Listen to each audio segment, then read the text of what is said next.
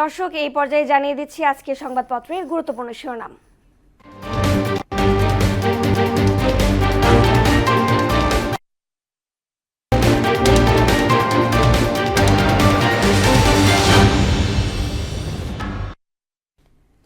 দর্শক, শুরুতেই জানিয়ে দেব প্রথম আলোর শিরোনাম। সন্ত্রাস ঘটিয়ে গণতান্ত্রিক অগ্রযাত্রা থামানো যাবে না। বিজয় দিবসে জাতির শ্রেষ্ঠ সন্তানদের প্রতি শ্রদ্ধা। দৈনিক ইত্তেফাক।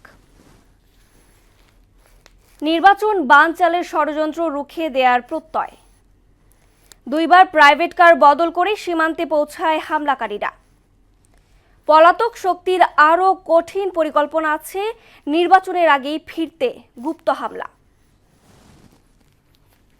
সমকাল শিরোনাম করেছে, ভোটের উপর নির্ভর করছে দেশের সবার ভবিষ্যৎ। বৈষম্যমুক্ত ও গণতান্ত্রিক দেশ গড়ার অঙ্গীকার।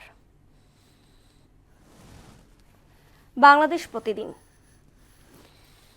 তারেক রহমানের স্বদেশ প্রত্যাবর্তনে নতুন কর্মসূচি। সুষ্ঠু ভোটের যত চ্যালেঞ্জ। প্রধান উপদেষ্টার সামনে ৫৭ দিনের দুর্গম পথ।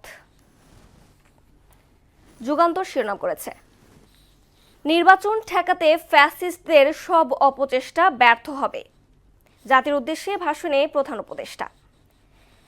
একাধিক শুটার গ্রুপের সন্ধানে গোয়েন্দারা মাঠে, হাদি হত্যা চেষ্টার নেপথ্য কোটি টাকার মিশন।